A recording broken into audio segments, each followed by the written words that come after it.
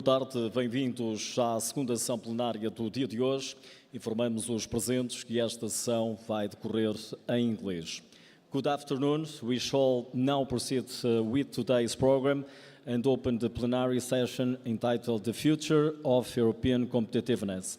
We welcome Tommaso Valletti, Professor of Economics at Imperial College Business School, who will deliver the keynote address for this session. We kindly invite Professor Valletti to take the floor and begin his presentation.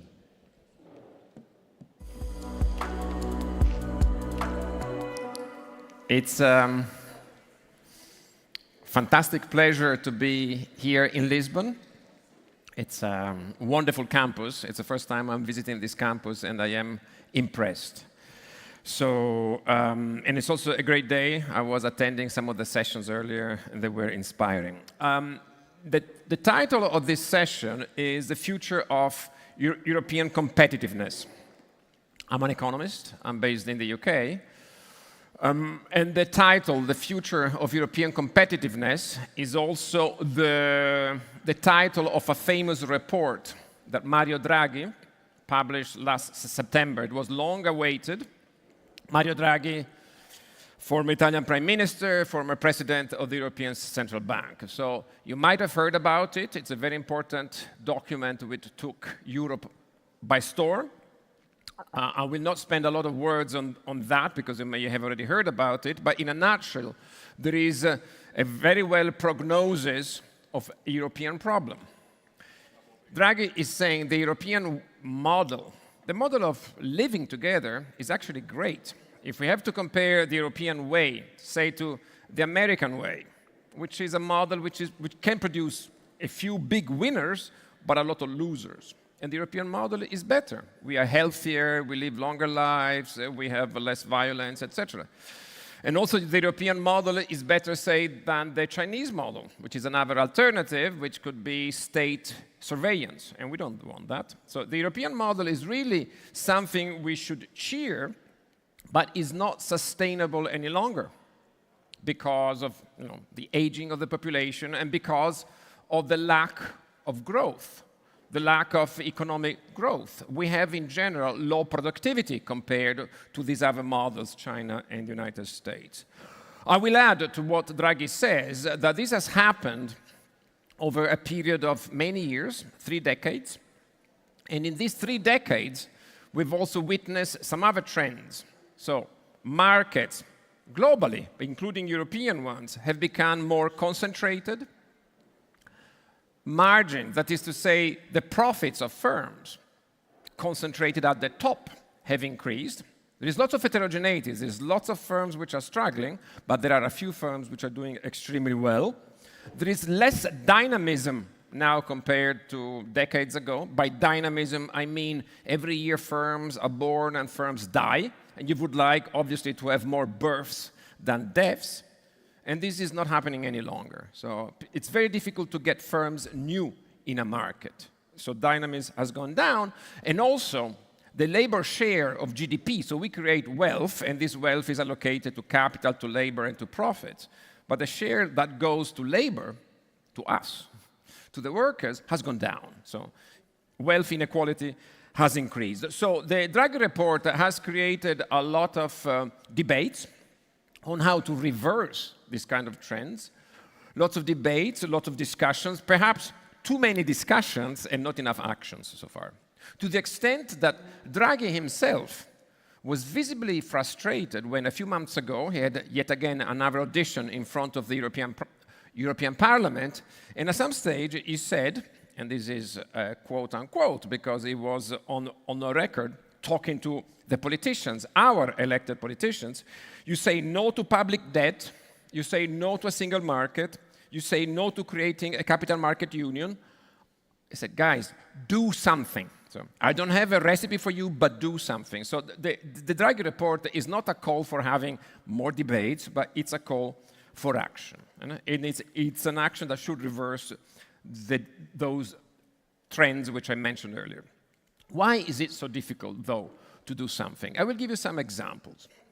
And again, my perspective, obviously, is not a a national perspective, it's more a European perspective. I am an academic, although sometimes I do policy, and I was the chief economist for competition of the European Union for a few years. So I've seen things from the Brussels angle. One of the things that, for instance, Draghi says, and everybody agrees with, is that our greatest asset is the single market. It's 500 million European people together, okay? So together in a single market. But this creation is an incomplete project. We never, really finish with this creation of a single market, which could be the asset we can play on. And why don't we get to the real single market? For very practical reasons, which I do understand. There are still 27 member states. There is Portugal, there is Italy, there is Latvia, there is Poland, there is Germany and France, etc. And no one single member state, or there are some local interests that every time you try to have a single market kind of discussion, they don't want to renounce to their own small or big powers that they have in the current system. So it's very difficult to unlock the status quo. I would also say that there is a legitimate fear that if we go along the single market, what this actually means in a practice is that the Franco-German agenda prevails over everything else because they are so much bigger than anyone else. As a more detailed example, I want to talk about telecoms, for instance, which is an industry I've been researching on for many, many years. If you want to take the pan-European single market perspective, that means that you want to create an opportunity for a Portuguese telecoms operator to invest in Romania, to invest in Latvia, to invest in France. And you could adopt some regulation that make it easier. You could. But investments are not arising. You could harmonize, spectrum allocation and do something which is instead done at the national level. You can do that. But this is not happening because also investments are not happening. So this is the risk also of the Draghi report, which has been twisted around. So people said, oh, there's a problem in telecoms that need to scale up. But how do we scale it? Via having these pan-European operators? No. We're going to scale up, according to some, by allowing further concentration in national markets. So, for instance, by allowing, currently you have 3 infrastructure mobile operators in Portugal. Very soon you will have a discussion, there will be a merger proposed where 3 becomes 2. It's just happened in the UK. We had 4, and they allowed a merger to 3. It's happening in France. It's happening in Italy. It's happening elsewhere. Within market consolidation, is this really what we want? The answer is no, because telecoms is an essential infrastructure. Every single firm, every single consumer is using that infrastructure. If we make that infrastructure more expensive, we are not going to improve the competitiveness of the European system. On the contrary. So we have to be very careful because the report of Draghi is written in a way which is a bit ambiguous, and vested interests can twist around what the Draghi was trying to tell us. So we have a problem which is political to start with. I told you it's very difficult to get back to this idea of the single market because we have 27 member states which are still roughly going their own way. It's also political because of the leadership problem we have in Brussels. We don't send there, with all respect, there are exceptions, but we don't send there our best politicians. Who do we send to Brussels? We send those who fail in the national politics, or they just lost the local election, and then they go there and they have to find. So these are the people. At the technocratic level, and I was indeed one of the technocrats, they are good, but they are so far away from our hearts. Okay? They don't tell stories we can relate to. The legitimacy of institutions is the ability to explain citizens what the institutions are actually doing, and they don't. There is a technical problem because the skills, these are good civil servants. I can tell you, they are well-intentioned, good, they're not corrupt, despite what you think. These are excellent people, but the technical skills are largely in the hands of lawyers. And we need laws, of course. We need enforcement of the law. That's key. But there are very few technical skills which are needed. For instance, the biggest pieces of legislation in Europe, when it comes to taming the American big tech, the big guys, Google, Amazon, etc., 2 big pieces of legislation that were enacted, so the lawyers did their job. It's called the Digital Markets Act and the Digital Services Act. Good in principle. How many computer scientists do you think the Commission has for the enforcement of that? 2, maybe 3. Okay? In a population of 500 million citizens. So These are the technical skills. And then I should mention the business skills, which are even more difficult. They don't exist. So this is a problem of leadership, of skills, and a cultural problem, which I want to mention, the attitude to risk, both of individuals that we have in Europe compared to the United States and among our bureaucrats is very different. If you're a bureaucrat, you prefer to achieve perhaps little, but behaving according to the rules, rather than facing a potential failure, because you would be responsible for a failure. So people don't want to accept that. So it seems like a negative picture, and it is, but things are changing. I want to go on the positive note by giving you some examples. The typical policy pillars as an economist, because that's who I am, in the European Union are three. There is competition policy, there is industrial policy, and there is trade policy. And these three pillars, in the typical Brussels way, were typically assessed in a silos way. So as chief economist for competition, I should not have a look at industrial policy, I should not have a look at trade policy when I was in that job. Things we have understood are much more intertwined, so you cannot continue with the silos mentality, and we have to think dynamically about industries. Examples of what I mean and how we need to be flexible to adapt to the circumstances. Let's take the net zero agenda. We all like a green environment, a green planet. And we need technologies for that. Some of these technologies, we are very bad as Europeans at producing them. An example is solar panels. Solar panels, there will be exceptions. When I'm talking in public, I never give nuances, because otherwise you miss the message. I want you to concentrate on the message. So in the solar panels, we lost to China many years ago. So China is at the technological frontiers. They are super efficient at the production of solar panels, and they're very good. They're very good at that. So does it make sense to promote a European industry of production of solar panels? And again, in general, there will be exceptions. And the answer is no, it's too late. We are too far away from the frontier, from the technological frontier. It would be too expensive. But those panels are going to be installed on our roofs. Here in Lisbon, in London, sometimes there is sun, in Italy for sure. So these panels are installed on our roofs, which generates jobs in Europe, local jobs. So what do we do there? And that's great. We should really be orthodox. Keep, international trade open, no tariffs. We really want to have the best solar panels, whoever produces them, because we are adopters of those panels. We are not innovators any longer. It's a battle that we have lost. Let's acknowledge that. So let's keep no tariffs on solar panels. Let's not, competition as tough as possible, so things are cheap. We adopt them more. That's great for net zero, and it's going to be fantastic for the environment. There is no reason to spend subsidies or anything of that sort on our producers. But another example could be electric vehicles or green tech. Actually, Europe excels in innovation, particularly in areas like climate-neutral solutions and clean energy. So Europe is really good at that. Not at everything, but very good. We are very close to the frontier.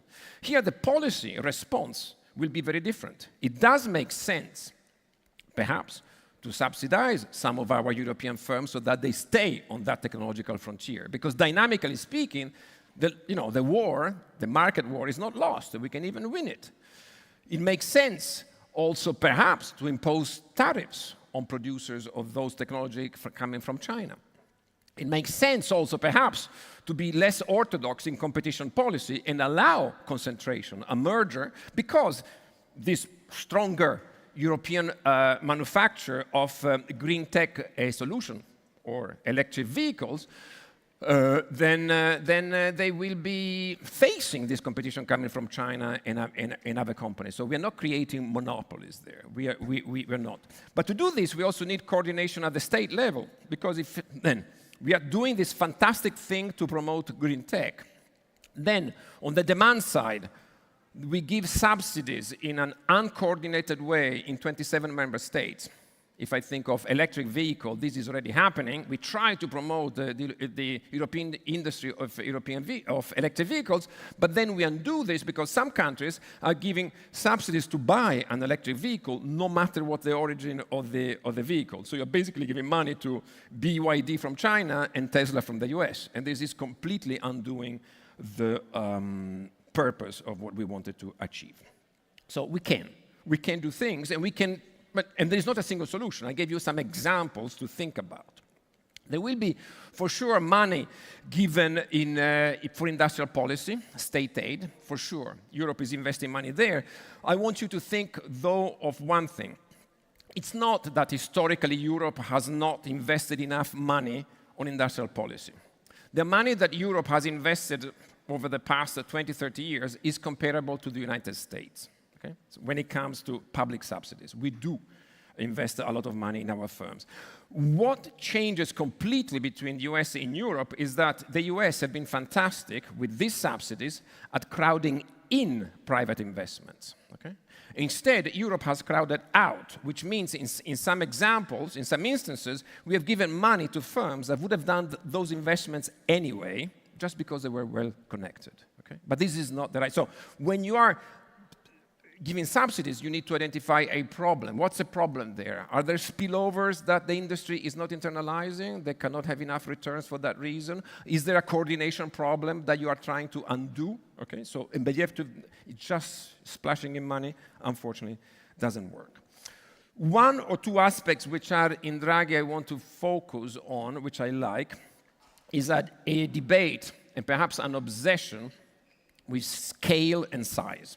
Okay? Draghi repeats obsessively size, size, scale, scale, scale, scale. And as I earlier said already, this can be twisted around. Instead of having a pan-European telecoms market, we have calls for further consolidation driven by Telefonica and Deutsche Telekom and these guys. So it's true that scale helps in manufacturing, especially. Larger firms are more productive. We have enough evidence of that. In services, well, some small firms can also be highly productive. The problem that we have is that we have a lot of many young firms in Europe with a lot of growth potential, but then they face barriers in scaling. So the problem is not achieving a total absolute size, but helping smaller firms to scale up. This should be our emphasis, scaling up the medium-sized firms, which currently have some problems. And also, some of these firms, since they don't have access to finance or to some technology, the only exit strategy they have is to be bought by other foreign companies. So these companies are born in Europe because of our talent, because of our students, because of universities like this, great ideas. They reach a sort of ceiling that they cannot surpass, and then they're bought by an American firm, which is great for the entrepreneur, for the inventor, but it doesn't create wealth which remains in Europe. This is actually absorbed and taken elsewhere. So we really need to focus on native companies so that they scale up and stay European. Still talking about size and scale, and the obsession is that almost immediately the narrative goes at the very top of the distribution of the size of firms. And you will hear people say, well, Europe has not. It was in the news today. One American company reached $4 trillion in market capitalization. That's NVIDIA. And then we say no European firms has market capitalization about $1 trillion. Very few European firms have a market capitalization about $100 billion. And I think these are emphasis there. It makes the headlines, but it's misplaced. So as a European policymaker, I prefer to have 100 firms in Europe, each one worth $1 billion in market capitalization, than a single one which is so big. These companies, by the way, have brought problems to society also, so we should not try to imitate that. So our attempt should be to bring this scale to the right firms. Since I've done a lot of competition policy, in particular, I want to very strongly refute the argument that competition enforcers, competition authorities, have prevented in Europe firms from achieving this globally competitive scale. So you need to know the numbers, otherwise we're talking about another, a parallel universe. In the past 30 years, on average, the European Commission, Director for Competition, so those were my former colleagues, have blocked, on average, 1 merger per year over 30 years. 1. Okay? 1 merger has been blocked. 1. So was that the impediment to the European growth? Cannot be. When I was in charge of the economic analysis for 3 years, we were blocking 3 mergers per year, and that was like seen as a Copernican revolution. We went from 1 to 3 per year. One of those was, and again, some of you may have heard about it, I blocked, because I was in charge of the economic analysis, a merger between Alstom and Siemens for the production of high-speed trains. So very fast trains like TGV or ICE in Germany. These are fantastic companies. The narrative was always that we are under the threat of China. There is a Chinese threat. Okay? If we don't allow the merger, they will come and destroy us and conquer us, which may be true in some industries. I told you, in solar panels, we lost it. But in high-speed trains, this is where the technocratic response, but also when you look at data, that's the thing we should be doing. We looked at every procurement contract in high-speed trains in Europe for the past 20 years. Because these are big contracts, you bid, because these are technical offers, and you say, I'm going to offer you, 100 trains or 200 trains, plus the rolling stock, plus this and that. We looked at that, and what was interesting is that in bidding for those contracts, firms win sometimes, but there's also a pre-qualification phase. You must have technical standards to achieve a bare minimum, and then you can make your bid. And what turned out in those data is that in the past 20 years, not only there was never a single Chinese firm that had won a single contract in the 27 member states of the EU. China, or Chinese firm, had never even pre-qualified for any one of them. So the Chinese threat was nowhere to be seen. Incidentally, Amazon and Siemens, they were very vocal. They wanted to make more money. We blocked it despite the political pressure. So sometimes European institutions are insulated from that political pressure, at least at the time. Now it's a different political climate.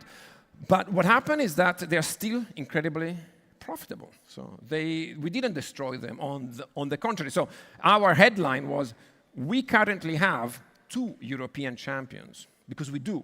Amazon and Siemens are number 1 and number 2 in Europe, are number 1 and number 3 in Latin America, are number 2 and number 3 in North America, are even number 2 and number 3 in Southeast Asia, China excluded. So they're super competitive firms. So we currently have 2 European champions. Let's keep them instead of having only 1. Why reduce down to 1? So the Chinese threat, again, analyzed with the data. Another point which I want to mention to this audience, because it's currently it's a great opportunity, but to me is also a source of concern, is related to AI. And why is it, well, why it could be a potential great thing you hear all the time, but what is the concern coming from? It's coming from the way I see some European governments, which are really tempted by the easy way to choose short-term cheapest options given by one of the existing hyperscalers, Google, Amazon, Microsoft, that give, a ready-made solution which look cheap at first, and you don't take into account, though, the future costs, because these guys are not there to make, obviously, any charity. We give them our data. We give them the possibility to drive innovation in one direction only.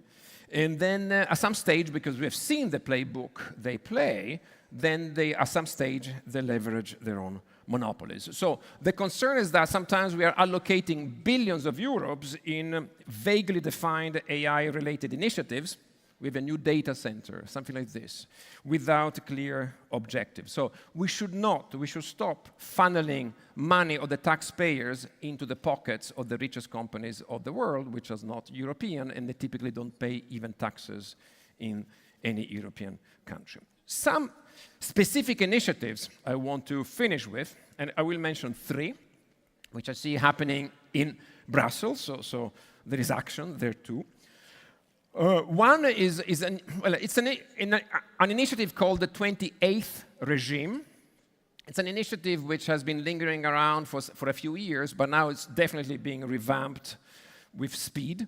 So it's a new legal framework which is intended to simplify and harmonize rules for innovative companies. So if you are, say, a startup from Portugal, but you're interested at some stage in going in other European countries, instead of reapplying to Portugal plus 26 other regulations elsewhere, there would be this hypothetical 28th European state, which has a set of rules which are valid everywhere in the European Union, everywhere. So you just apply once, and so this should create a more attractive environment for businesses to grow and scale within the single European market.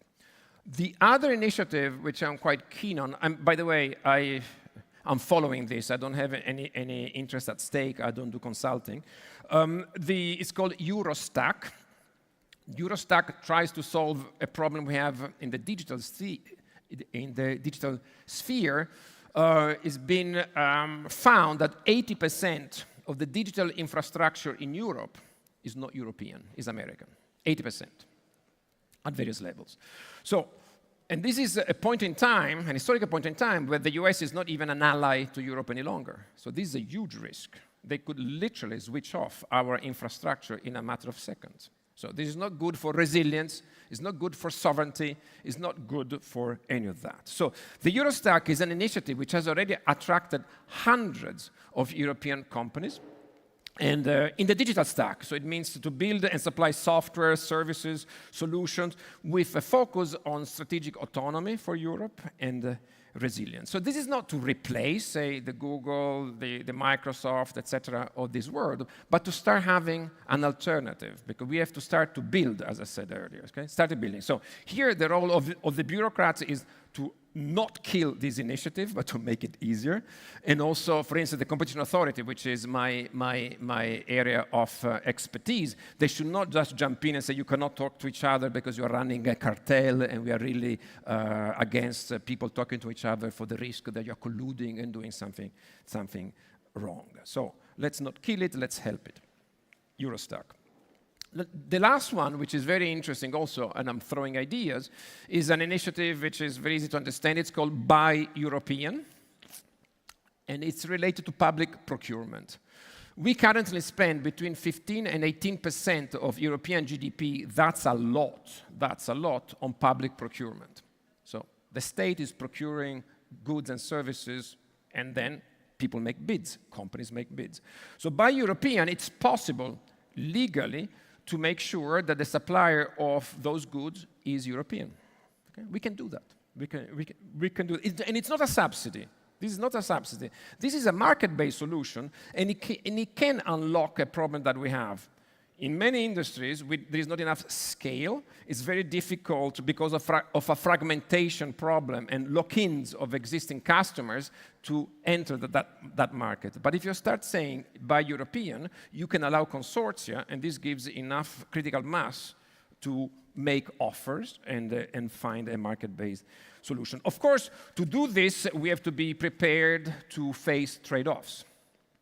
Trade-offs means that we may have solutions which are less immediately efficient because we are not as good as the American big tech, say, to supply certain digital solutions. So they look less good at first, but then in the future we are more independent, more resilient, and we have more competition. So are we ready for that? I personally am. I hope some of you may want to try that. I will finish, it's my last minute, to say that I'm very happy to be here because I heard a variety of voices, a variety of interests, lots of scientists around, lots of students.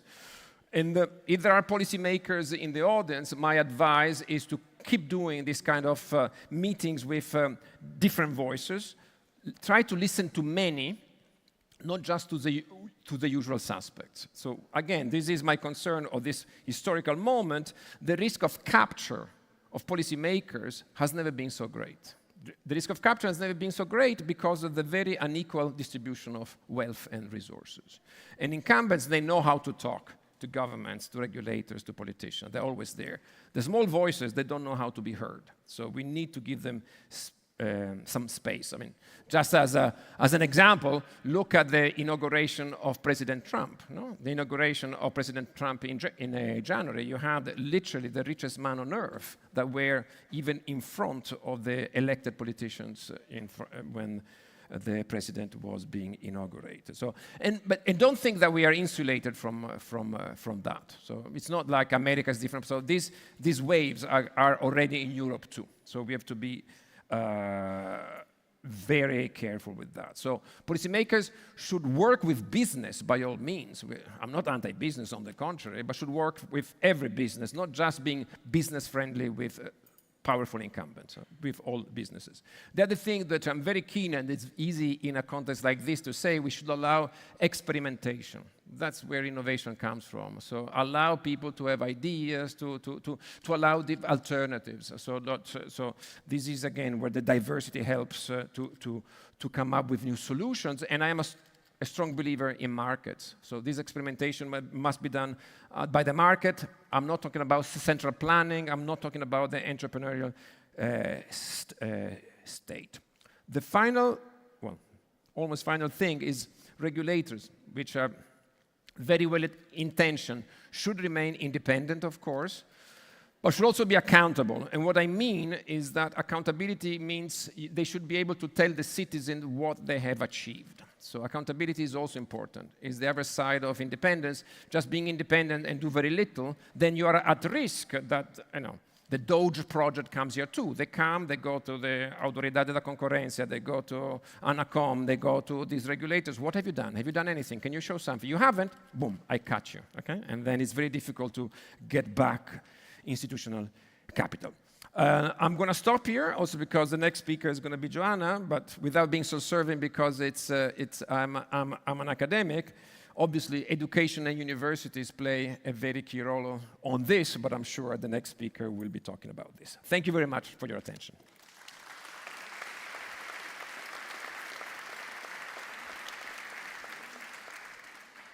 To moderate these sessions, we invite to the stage Maria João Carioca, co-CEO and CFO of GALP, and speakers Joana Rezende, Vice Rector of the University of Porto, and Carlos Oliveira, President of National Council for Science, Technology and Innovation.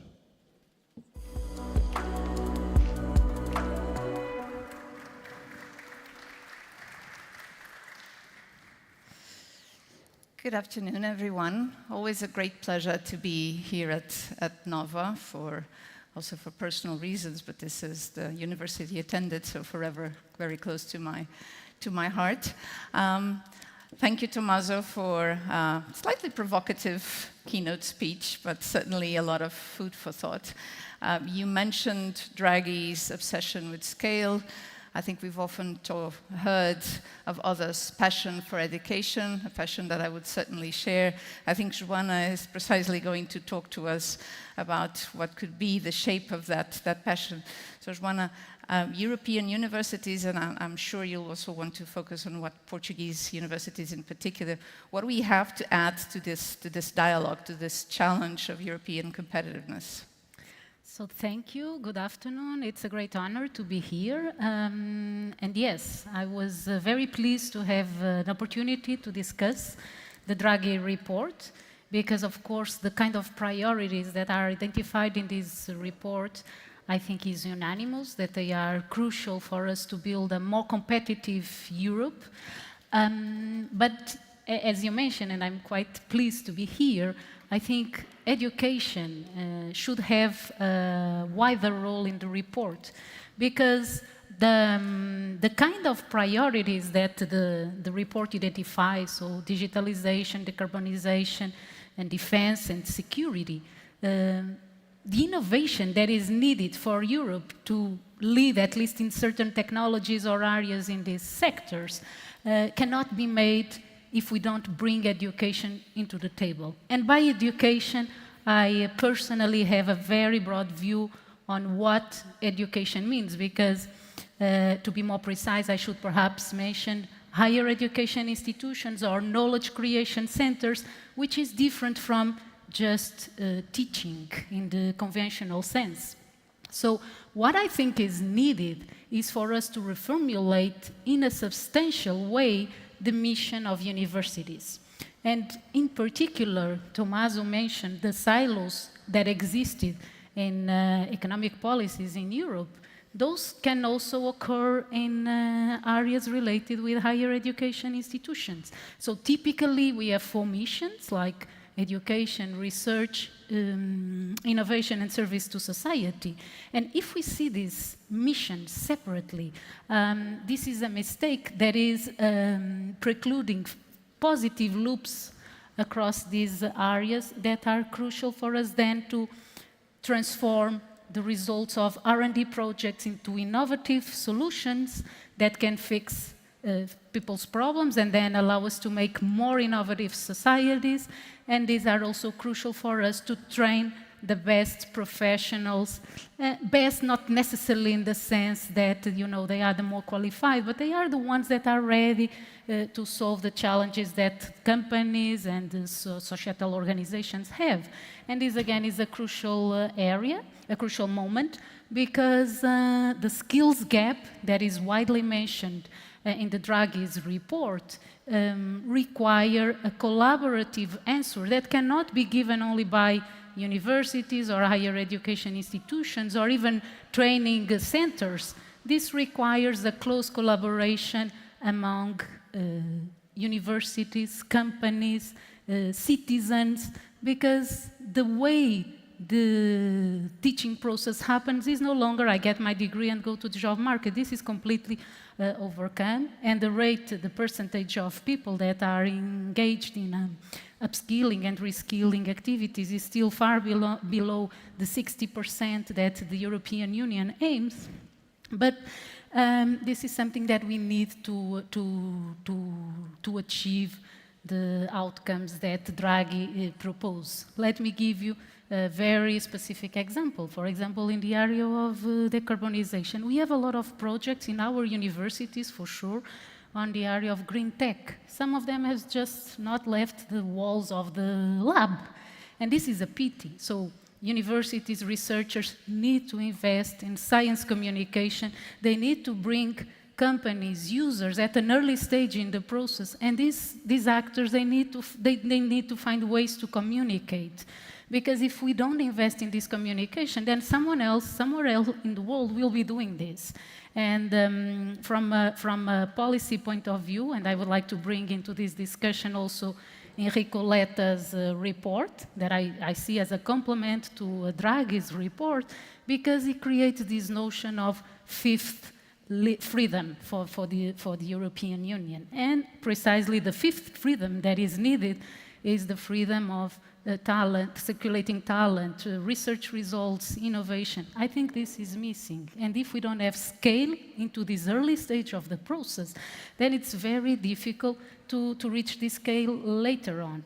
The European, one example of taking into action is the European Universities Initiative. I don't know if you are all familiar with these European alliances. A lot of Portuguese institutions are participating into this ambitious goal of creating European alliances. I have the honor of participating in the Alliance of University of Porto. And I have to say that this is a project that has the right mindset to achieve, in what comes to higher education, a lot of the priorities, a lot of the scale that is mentioned by Draghi. However, I mean, if you read the documents, they seem fantastic ideas.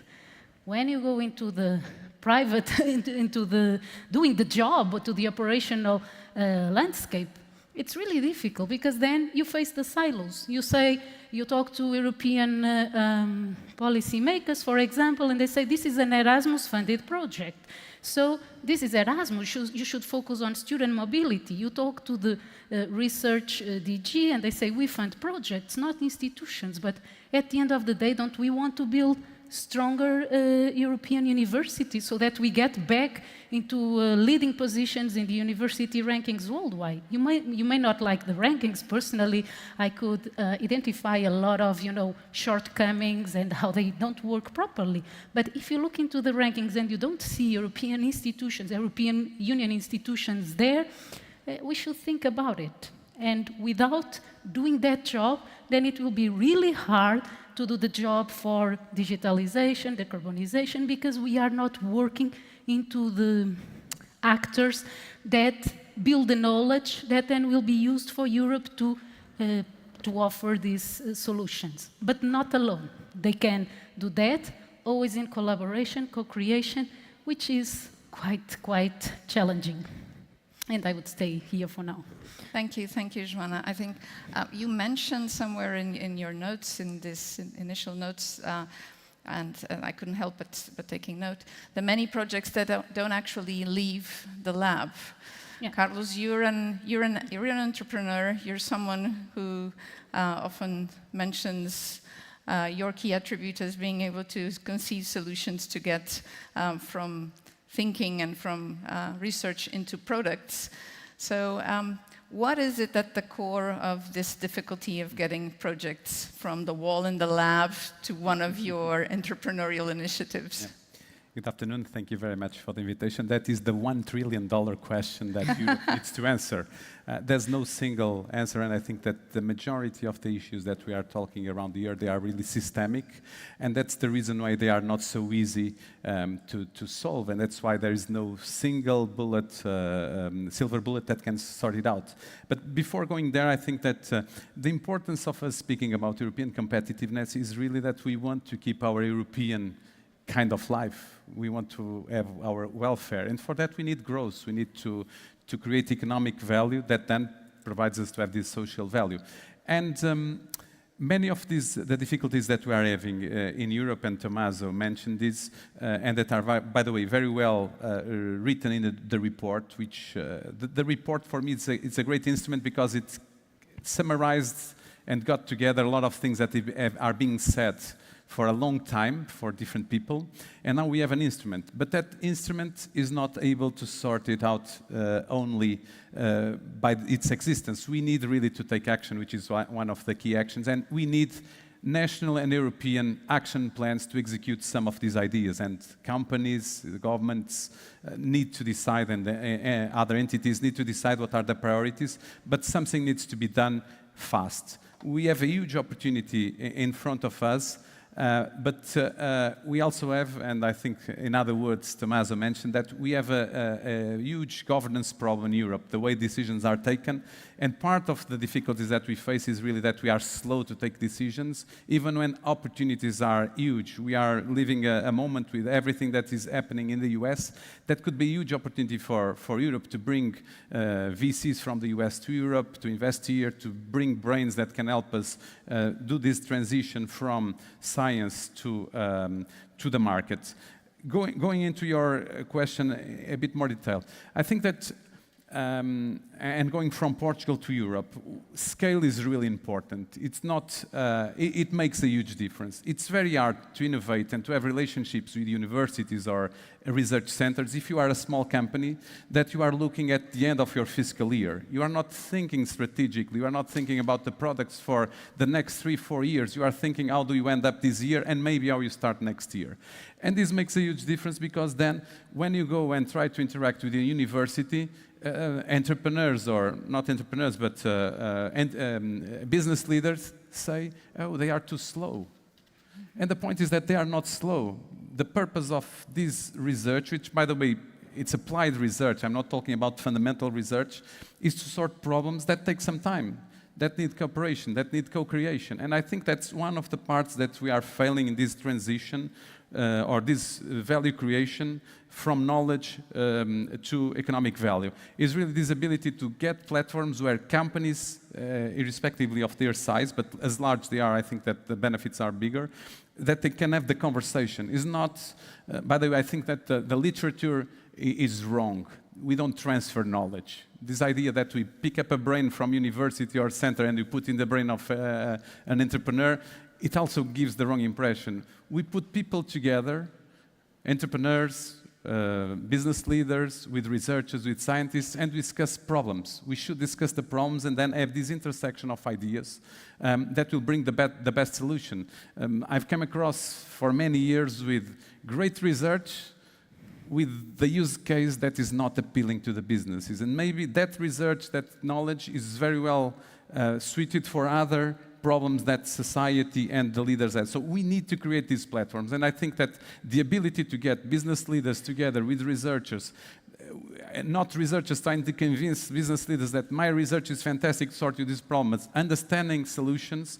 And we have great examples in Portugal with business leaders, but with international large companies. The Bosch example is a great example where university and business leaders got together, not trying to say, I've got here something that will be the greatest thing in the world that you can have, but let's sit together, discuss challenges, discuss problems that we have, and how can we get together and try to sort this over time. So scales makes the difference, because if you are in a large company that is looking for products for the next 3, 4, 5 years, there's more ability to have these conversations, while small companies don't have. And I think that this happens in Portugal as in many other European countries, is this difficulty of having the size and the time for this.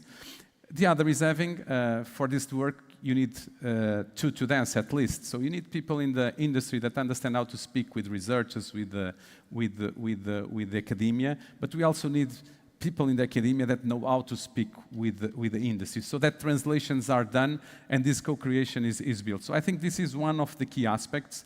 We also, capital is one of the aspects that is more referenced, which is the lack of capital, and compared with the other two, or the leading blocks, the US and China, which is true. It's harder to get capital and we are undercapitalized, but when there are good projects, they get capital. So I think that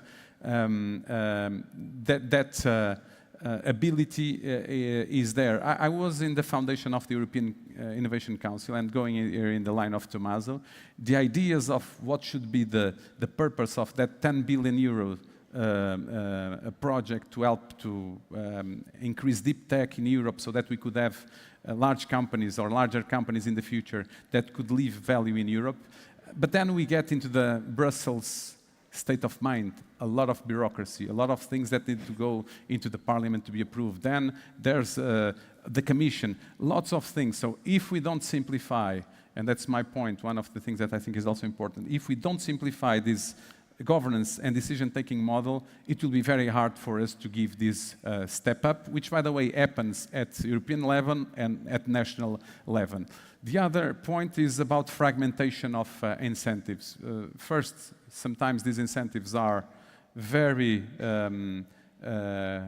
fragmented, creating different incentives and not at the same time the same incentives, and so we don't have scale, we don't create scale, and Tommaso mentioned that we spent almost the same or the same money as the US publicly in these areas, but it's less, it's a lot fragmented. We have a natural will of spreading small amounts of money for many projects instead of taking bold decisions on these, for whatever reasons are the ones that we should bet. And we see it here in Portugal with the resilience program. There was an idea, let's spread and not find 3, 4, 5, 2, 3 billion projects that could change something significantly in the country. And I think that Europe is also providing not the right incentives. Going to other point, I think we look a lot to input indicators. Are we spending the money where the invoice matches the right criteria? And we forget that that doesn't mean anything. That is just spending. That doesn't make a difference. What makes a difference is that investment being productive. So are we getting results? Whatever the results are, but we put an aim on that money. So are we getting the results? Are we getting the output that was expecting? Is there a multiplier effect from that public money that is put available into the system? And this is very concerning. And the fact that then this creates systems that depend almost, and lots of them, solely from these public incentives. If they don't exist, then these research institutes might not continue their activity, or that startup might not continue. And I think this is really also a concerning thing. It's like, I don't care how many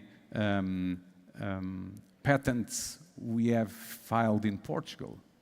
What counts is how many patents we have filed in Portugal that have the potential to be economically valued. And this happened over time here. Many universities and centers of excellence in other European countries that, well, we get great, we have more input indicator, we have more patents, but at the end of the day, those patents are not sold, are not valued economically. I'm not saying that it's not important to have patents. What I'm saying is that we need to be thoughtful about the kind of patents that we really want to file and to get the approval.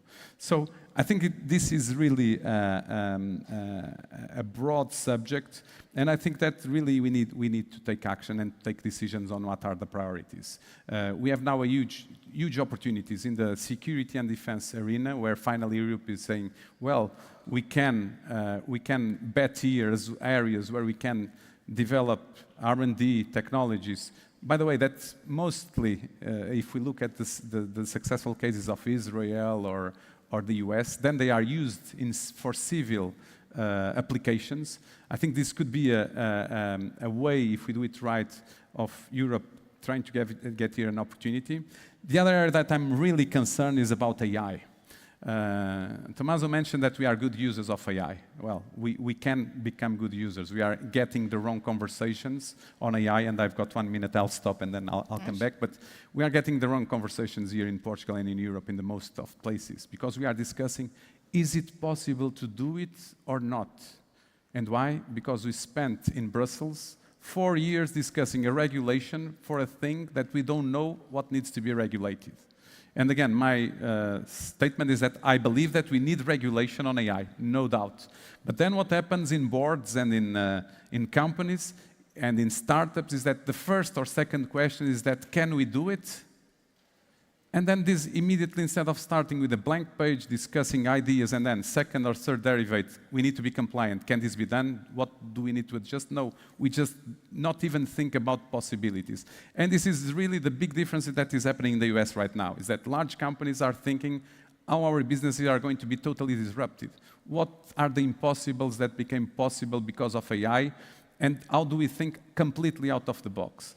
And Europe is, so we can do this move and be users of that technology from the US, probably not from China, and get good implementations on incremental value that can be generated in terms of productivity to companies, because we put processes that already exist a bit better. So we get 20% increase, which is fantastic. The companies will be.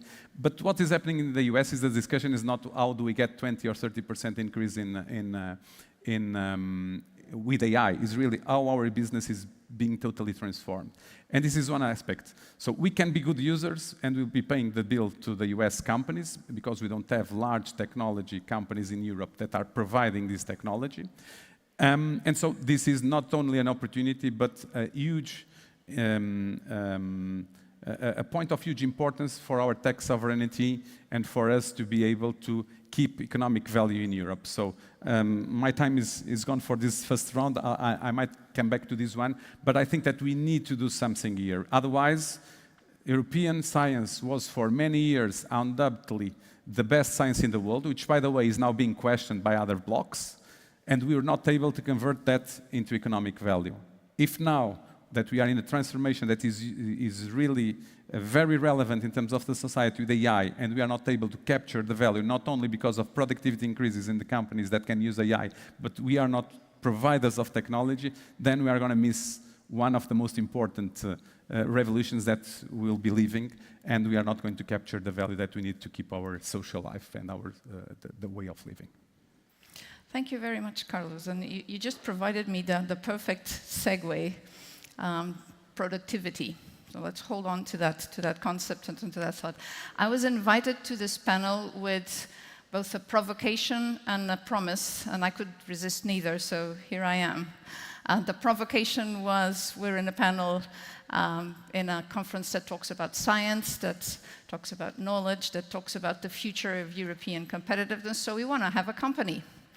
And we thought of Galp because Galp is a very large company in Portugal. That's a very small company in the sector, so we get it both ways. And I thought, oh, well, that's a good provocation. Let me think of, which alter ego do I choose to talk about here today, the small company or the very large company. The promise was that, albeit I'm the moderator, I would also get to share with the audience some of precisely this perspective on how to be, how does a company, how does a corporate think about the challenges that we're discussing here today. So when I was thinking about that, productivity was precisely the link that to me always brings together all these worlds that we were discussing here, the world of the regulator, of the educational, the higher educational sector, of the entrepreneurial, of the corporate. Because productivity in the end is the engine behind our ability to compete, behind our ability to go and gather the production factors that drive our ability to deliver value, right? So if the projects that we are developing in the universities are hanging in the wall, I think our challenge is to a large extent to understand in which way would they add to where value is being created, to where productivity is being enhanced, and that applies in many other reasons. So if we're tackling entrepreneurship, are we actually going to the core of what drives productivity? I think we mentioned here today, and it's one of the topics that brings us here, the Draghi report. Draghi is, I believe, also very focused on productivity. Now, the thing is that in abstract, this is a concept that doesn't take us very far. So I do think we need to take it into the sectors, into the drivers at each company. So I'll talk to you about my experience. Galp is an energy company. So we've mentioned here before solar panels from China. Actually, producing solar energy in Portugal, and we run one of the largest solar operators in Iberia, and we produce solar energy, 20% cheaper than the general solutions in Europe. So this is the kind of thinking that we then need to take one step further. So I'm thinking about investments at Galp. I know I'm sitting in a geography that has a proven track record of delivering cheaper energy to Europe. This is not without hurdles. This is not without challenges. So what are the hurdles? What are the challenges that we then need to tackle? And this is probably a very pragmatic approach to a lot of the concepts we're discussing here. But if we think that productivity in Europe has been growing significantly at a pace that is significantly lower than what we see happen in China, certainly, but in the US as well, then maybe this doing away with the hurdles to productivity is one of the aspects that we need to tackle.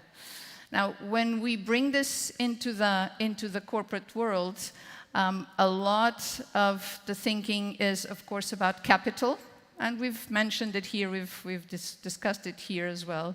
So this is not an abstract reality, right? I don't get to do projects because I like them. I don't get to do projects because they look good on a PowerPoint. I don't get to do projects because they're in fashion. We get to do projects because we can actually mobilize capital, attract capital, have investors understand what's in it for them. So when we bring this into the energy world, and I believe that bringing it into the energy world, if you start connecting the dots, right, we need to grow productivity faster. A lot of the factors that drive productivity these days are very energy intensive. We were just now talking about AI. We've all heard the news. We all know how energy rich this is, but not just AI. If we look at we're talking about how to push forward on a transition agenda in Europe. So if we want to decarbonize our economies, at what cost will we be doing that?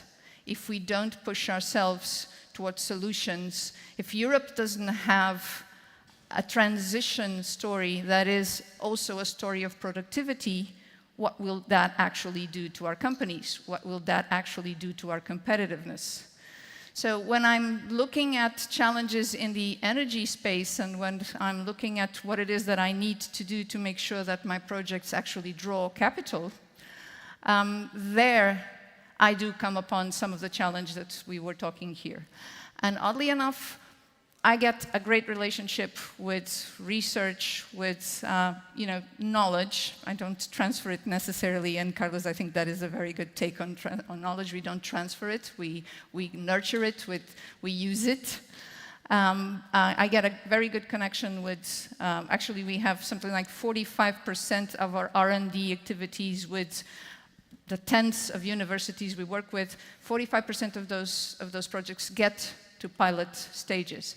But then there is indeed a challenge in scaling. And I think it's at that moment that we actually struggle with some of the elements we've been discussing here.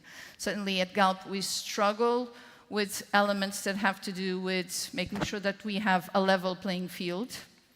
And this is at very different levels. So I struggle with having a level playing field as a European player.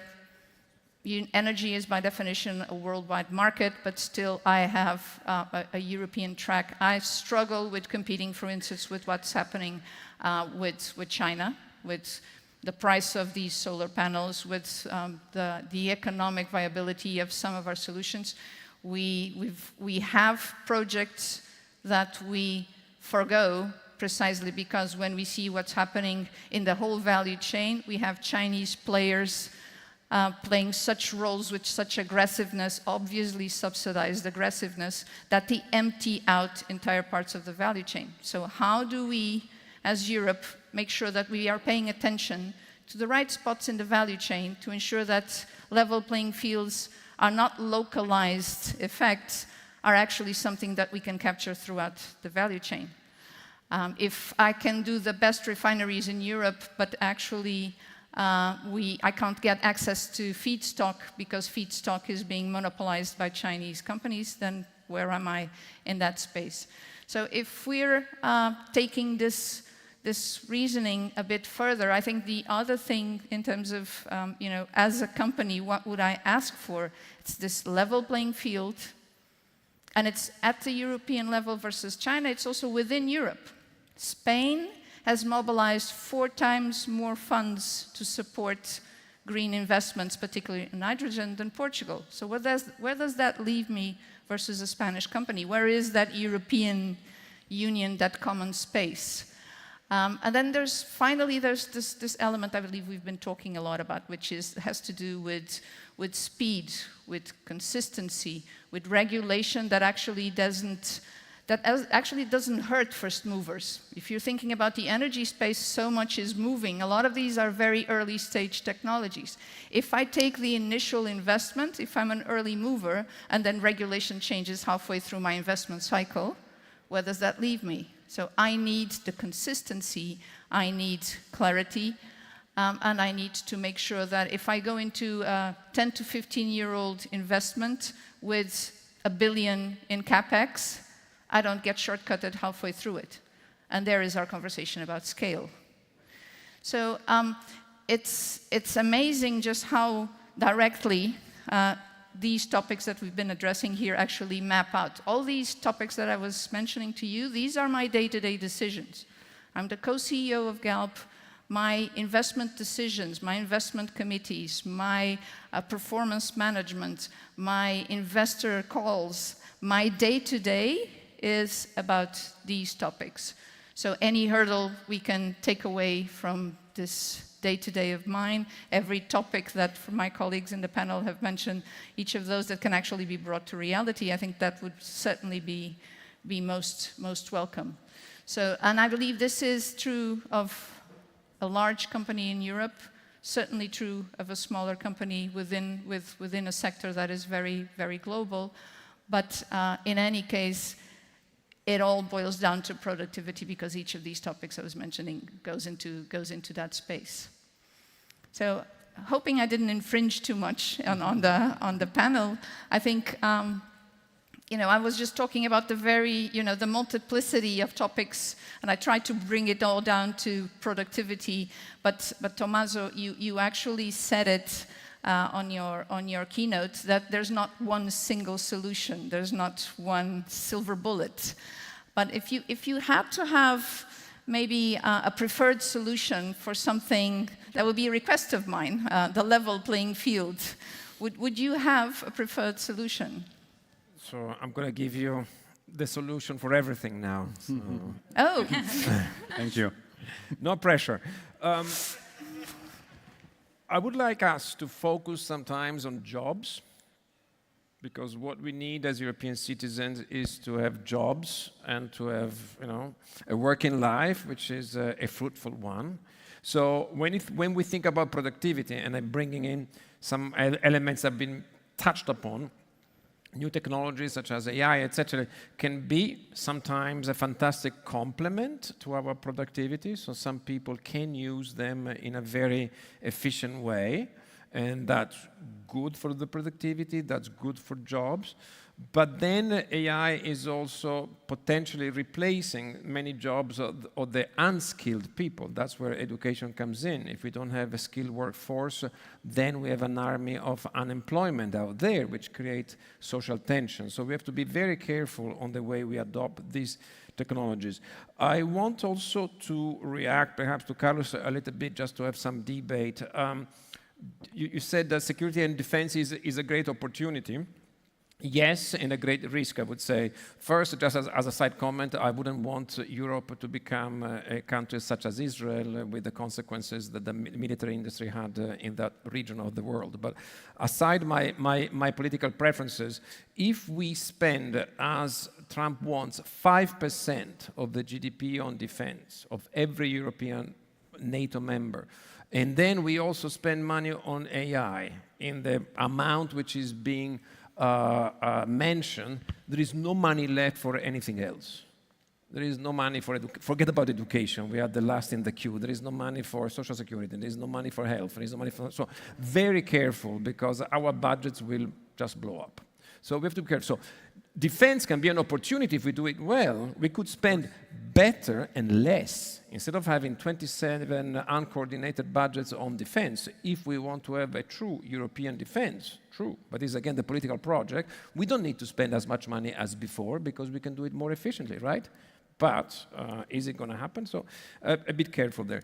On AI, I need also to push back. It's my role to be skeptical. Otherwise, we just hear one-sided stories all the time. As a sort of funny anecdotes, we have to make it light. I tell you what has been my first use case of ChatGPT. Because we need to know, we use this for what, right? For what? We know it does well text analysis, it does well translations, we know that. But then, about ideas, some people call machine learning, they call it stochastic parrot, because it's just somebody which is repeating probabilistically something which has already been said by someone else. No? So it cannot be a source for invention, because it doesn't invent something new. Despite people say there is this, it's I don't know. You talk to some Altman if you want some story about the future, not to myself. So the first use case I had was when a few years back, Imperial College, which is a great university worldwide, but has a lot of bureaucrats as well. There is a lot of bureaucracy there. All of a sudden said, we care about the environment. Sure, I do. We care about sustainability. Sure, I do. But they did it the bureaucratic way, because you can rest assured that in what I do, I care a lot about environmental stuff, I teach my students how to think, how to use their brains. Instead, the bureaucratic request was, now every single course has to map the 17 sustainability development goals of the United Nations into the syllabus of your course. I said, what the hell? I don't know the 17 goals. I don't even know by heart. I have to go. What are they? And I ignored the request. I ignored it once, twice, but they do come back to you, and that's the job of the bureaucrats, because otherwise, how can they justify themselves? So they came back, and then I said, I don't know. I was teaching microeconomics too, which is a very technical course, and I was actually doing, I mean, my students were having lots of problems, but it was useful for them, and I stick to that. What I was teaching, and I still teach, was extremely useful for their own future. So what I did, hey, ChatGPT, I am a professor here, my name is that. This is the syllabus of my course. My bureaucrats want to have at least 2 of the goals mapped into my syllabus. Can you please give me the answer? Fantastic, okay? In bureaucraties, in a matter of seconds, they gave me the answers, which I sent to the bureaucrats. They were so happy, I was so happy. It took me 3 minutes, okay? So did it improve my productivity? Yes, okay? It would have taken me otherwise hours to do it. It did improve my productivity, but did it really improve my productivity in terms of my research or my teaching ability? No, because the request was a bad request. So this is the stuff we have to get rid of. This is not why we need AI, right? It's not for that. We need to get rid of those unreasonable requests. So I want to push back a little bit that AI, we need to understand what's the use case for it, okay? So because there is huge financial interest to make it happen, okay? So, and it's very different from the early generation of the commercial internet, which had monopolization problem, had market power problem. At the time was Microsoft, but at the time you could really have, a few people, few smart guys in a garage. We are far, and we know how it went. It went then towards very extreme entrenched monopolization in almost every space of our digital life. Now, this is the same economic mechanism, because economics of networks, data usage, etc., are still there to a power n. Plus, we are starting from a situation where you cannot start in a garage any longer. All the money in the foundational model are coming from the same 5 or 6 companies. There are 3 main inputs into AI. One is computing, one is data, and one is talent. Computing is monopolized. That's NVIDIA. Data, only 3 or 4 companies are just gathering our data in the way they want, and we don't even ask about it, and we don't even think through the consequences. And as for talent, I told you earlier, the Commission only has 2 computer scientists, not because they're silly, maybe they are too bureaucrats, too many lawyers, sure, but also because it's impossible to hire them, because the salaries they can command into the big tech companies, I mean, you cannot compete. You cannot compete. They are hiring 80% of the PhDs in computer science in the United States. 80%. They don't even stay in academia. So it's a huge problem. And monopolization and the narrative, the discourse, and going in one direction only is something that is a big worry to me. So I need to resist and say, careful. Thank you, Tommaso. Continuing with the provocative note in the session. So, Joanna, I was listening to Tommaso talk to us about this. There's an element of a skills gap in what Tommaso was just describing, and you mentioned that this is a crucial moment for us to address some of the topics around those skill gaps. So maybe talk to us a little bit more about that. Yeah, thank you for the question. It makes a lot of sense. I mean, the figures, we know them, that there is a huge gap in STEM qualifications in Europe when we compare with the US, with China, even with India. But to solve this gap, we cannot provide old solutions to new problems. And this requires a big shift in the mindset, which we need to be prepared to make. And one point I would like to, related to this, to add, relates to ways in which academia and the business world cooperate. And I would like to bring here the problem, for instance, of placement of PhD students, because we are in this meeting, and I know this is a topic that is close to the heart of our Science Foundation. And in fact, what we have seen here in Portugal, but I would say in Europe, is that PhDs in Europe have mostly aimed at academic career. And of course, the academic sector has a limited capacity to absorb everyone. So at a very early stage, and I think this is becoming, fortunately, more and more commonly, but at a very early stage, we need to make clear that we are training our PhDs also to go into the private sector. And entrepreneurship is a great way for us to take them to the private sector, because the wage gap, at a certain point I used our data set, Quadros de Pessoal, which is a Portuguese social security data set with information on employee-employer matched, and the wage of a PhD was, I mean, undescribable. And these are only people working in the private sector. So this means that there was clearly a mismatch in qualifications. A few companies only, big companies, possibly Galp is doing that, but not all the companies in Portugal are Galp. And this is also the case for Europe. So what we need is to develop also innovative ways of training PhD students so that we bring companies from the very inception. And this will facilitate dialogues that come afterwards, because sometimes the dialogue is difficult because you have in one side a scientist and the other side a businessman, and the scientist should think that he has no freedom to think, and the businessman say these guys are too slow, and sometimes it's just a matter of translation. And entrepreneurship is something that we should take as a career possible path. Not everyone is going to become an entrepreneur, and sometimes I even feel, okay, it's easy to talk because I was able to get a place for myself in academia, and this new generation is facing these challenges. But it's also an opportunity, and it's important that higher education institutions and companies are able to open up horizons, because sometimes it's just something that you didn't think about. And this is something that I find very important, especially in the technological areas. What we see at University of Porto is that professors with students that follow the entrepreneurship road, then they create more and more and more companies. It's like they get addicted to creating the spin-offs. So there is this positive effect that we should take into consideration. Coming back to your question on the skills gap, I would also like to mention the Union of Skills that was recently launched by the European Commission as the goal for the future. I mean, the European recognizes this problem of the skills gap, and they are investing with a lot of strategic documents, roadmaps, action plans coming in the coming years, so we will have a lot of guidelines for that.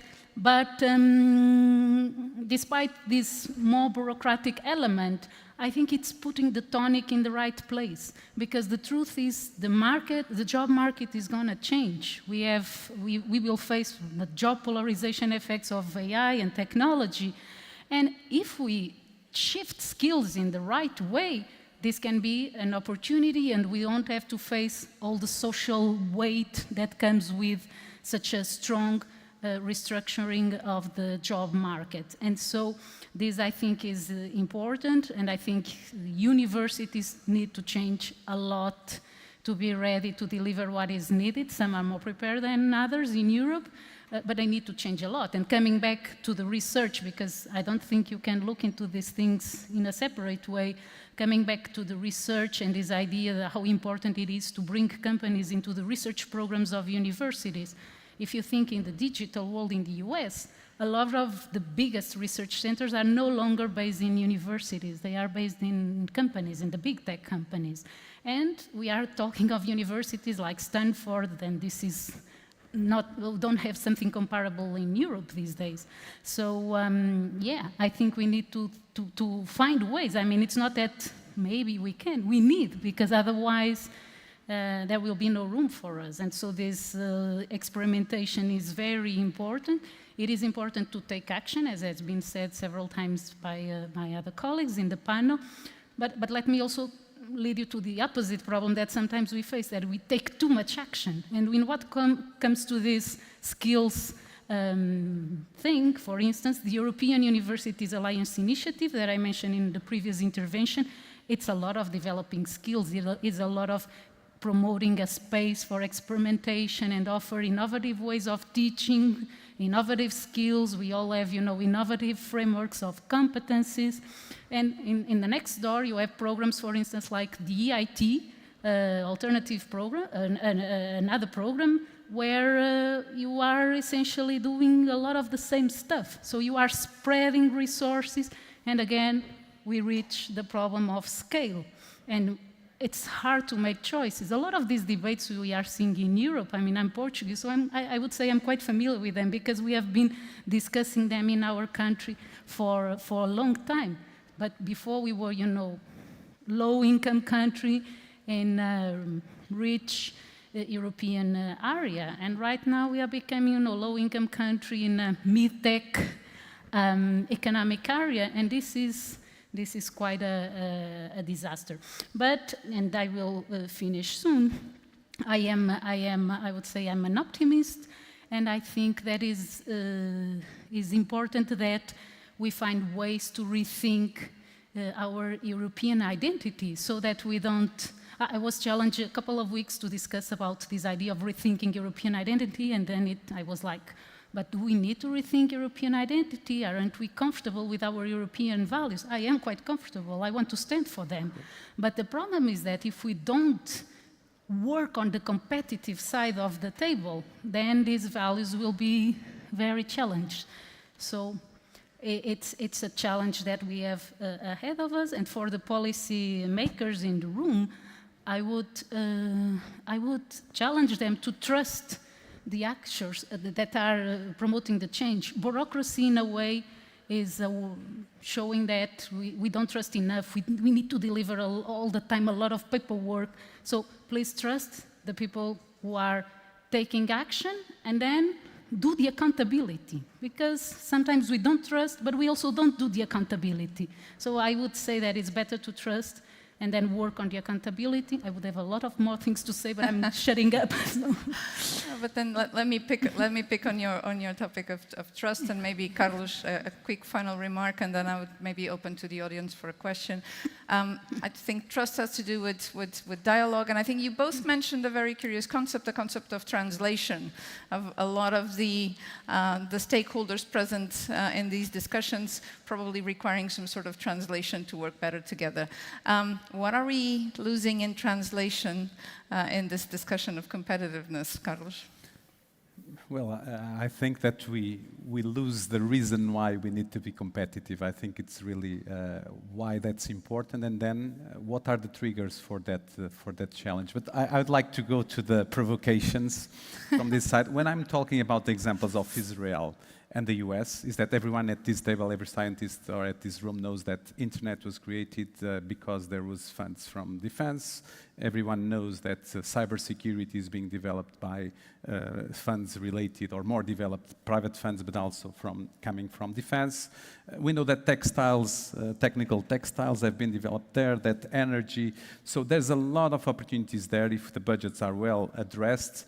And by the way, instead of us buying to the US, let's buy to European companies that will create more jobs. That's one of my response to the provocation. The other is on AI.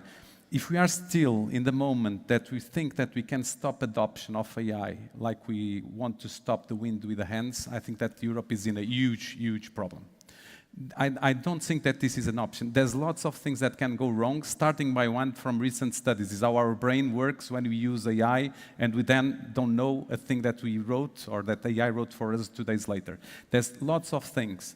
But if we don't see that scientists now are using GPTs or other technologies to do research that would take years to do it and compute it fast because of the computing power, if we don't see that now in our laptop we can run weather forecasts that used to run in supercomputers for hours that run now in minutes in my computer, and I can have as accurate weather forecast for the world as one of those supercomputing.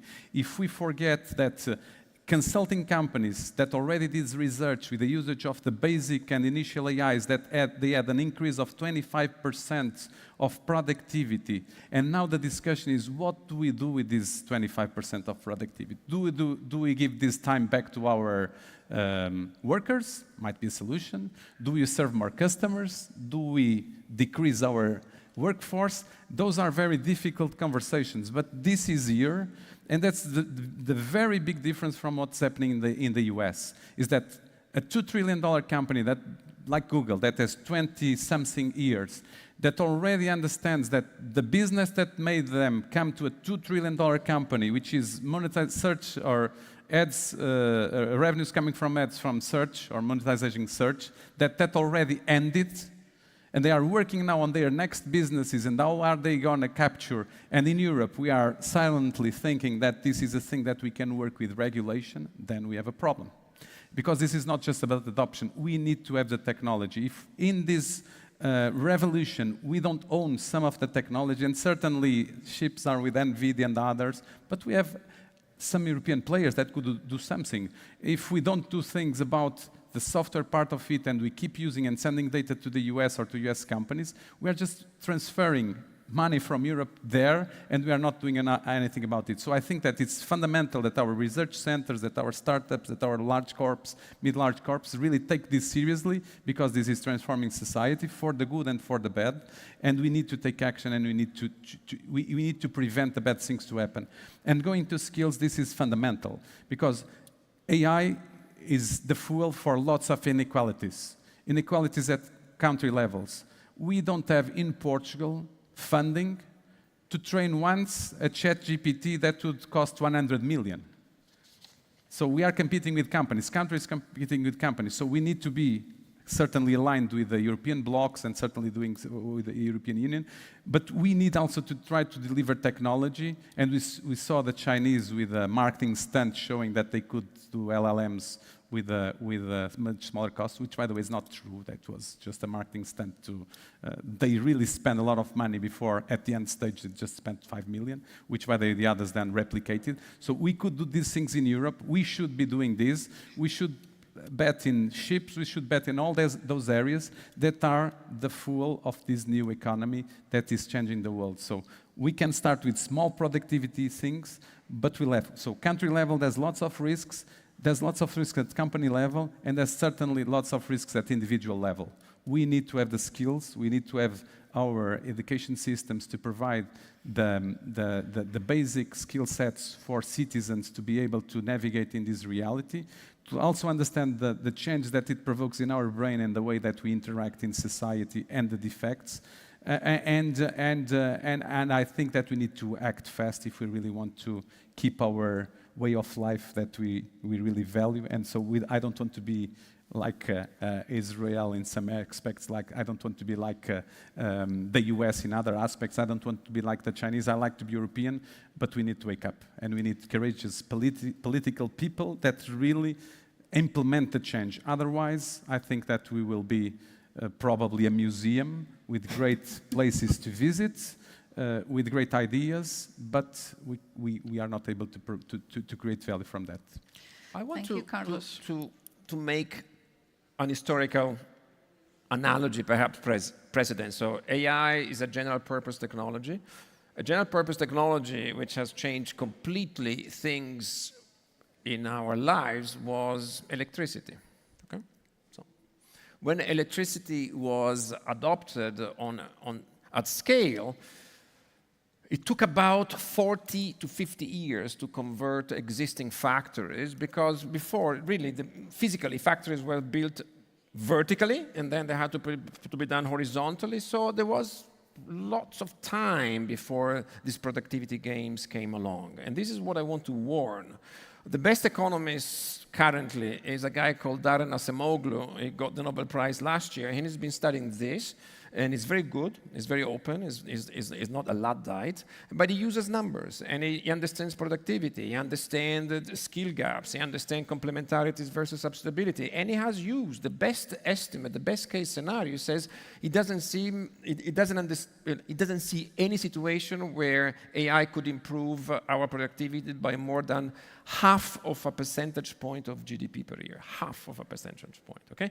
If you want this to be diffused, and we had the same with computers. We adopted computers, and then we never saw in the productivity data the impact of PCs until 40 years later. We haven't seen. There was a huge lag. So this speed, this urgency can backfire in a bad way.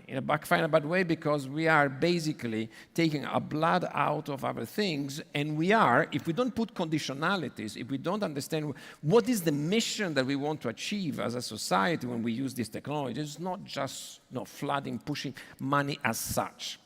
And just putting a new, I don't know, as I said earlier, a new data center, a new cloud thing, which is owned already by the hyperscalers. And by the way, they are getting all our public data on their services now, because this is what's happening. This is a huge risk. So I'm all for going for technology as long as we as long as we can ring fence and understand well. And the discussion needs to be as open as possible to anticipate the risk. I don't want to say more than that. But electricity, which was transformation, took almost half a century to show up in the data. Half a century.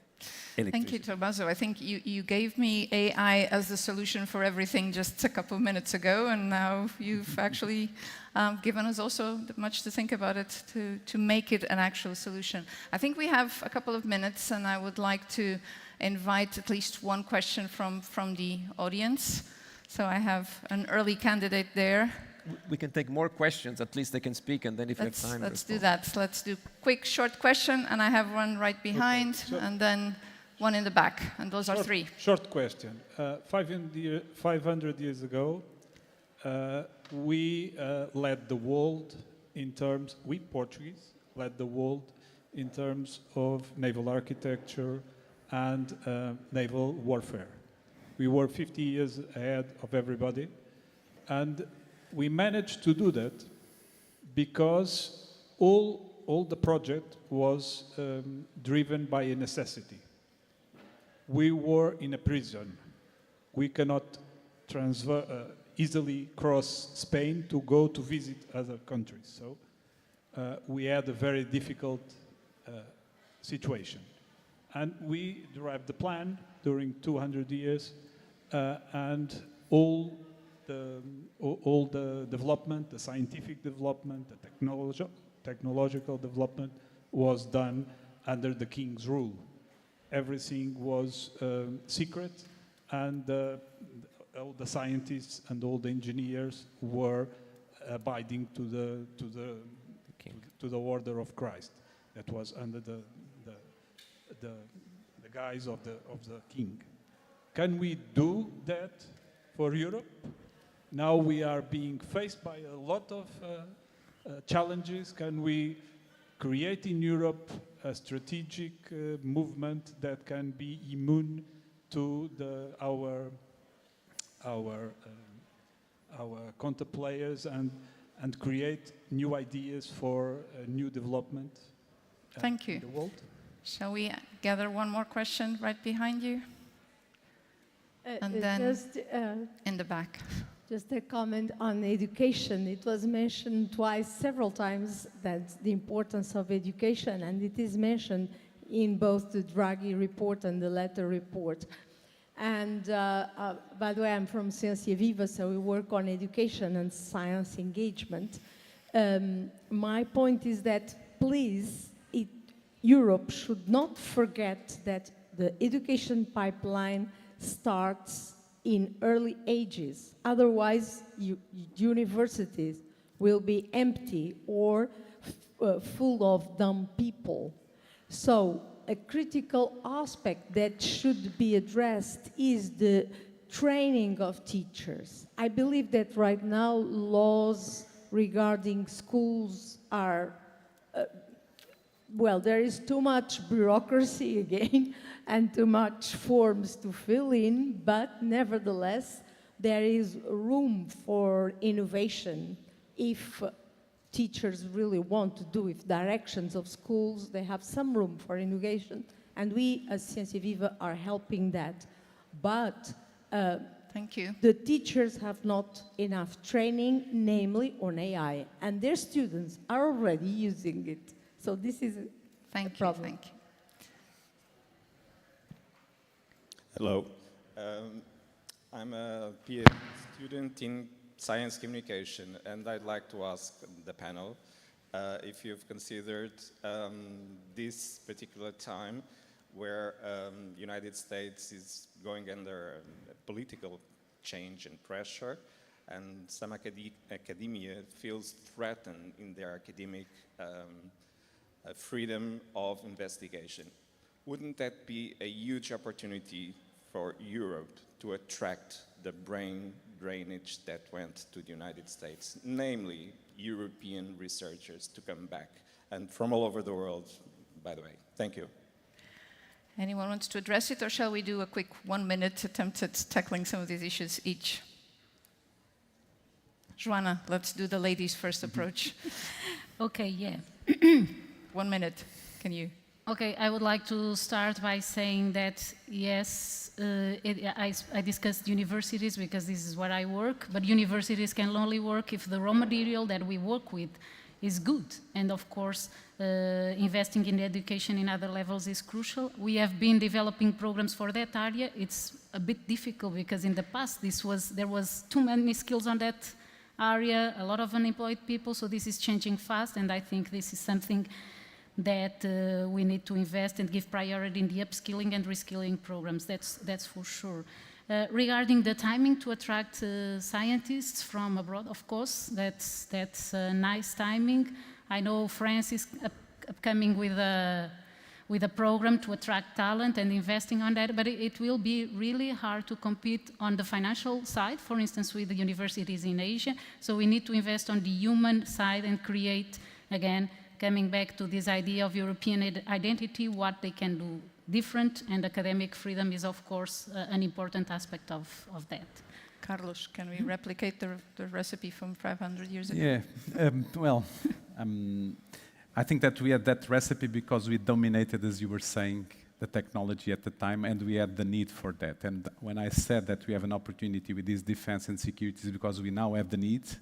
In AI, when I say that we are in a place that is not the greatest one, is that we are not dominating the technology of a big transformation that is existing, and I think that we are not at the core building the ships as we were, or the devices to navigate at the time. So we are not at the same stage. So I think it's hard on this area. Maybe in others we can still do work if the governance in Europe is allows us to take faster and better decisions. On education, 100% or 200% agreeing that betting in training of professors is a key investment of a country, and that education starts really with young people, even before first class, when they are starting to get to understand how to learn. Because one of the things that I really believe is that one of the things that will make us a differentiation in AI is really our ability to bring the human aspect to it. So to ask the right questions, to understand what is true, what is not true, and I think that's a huge place for the human there. On the other point, which maybe was... Tommaso can help us on that one. Yeah. So as a final word, apart from thanking the organizers and especially the audience for being here and asking such interesting questions, but I think we are getting towards a possible solution, or at least I envisage one, which is make sure that you cherish and nurture places like this, perhaps actually do a joint venture of the University of Porto with Nova, because these are the best universities in the country, where there can be experimentation. So I'm less in favor of pumping money into one direction only. I'm instead absolutely 100% in favor of experimentation, intellectual freedom, having people helping us also on what are the results that we find. Make sure that those scientists also learn how to write a business plan. So invite also Carlos that will help you with that. This is from this, this plethora of ideas that we can find the next solution. It's not just replicating at scale something which has been invented elsewhere. And as for the inventors and scientists from the US, this is obviously a great point in time, but you need politicians which want to take a risk, because now if you start attracting scientists from the US, you will have Trump that will say, oh, Portugal, I will increase your tariffs by 50% if you do that. This is the kind of game which is happening, but France is doing it, and this is a great opportunity. But these scientists need to see that here they can continue doing great science, that this science has been translated in a good way for a society, and on top they can have a very nice pastéis de nata, of course. Thank you. Thank you very much to my colleagues in the panel. Thank you very much to the organization. Hope you have a nice evening, and I hope you enjoy the lovely weather outside. Thank you again. Thank you.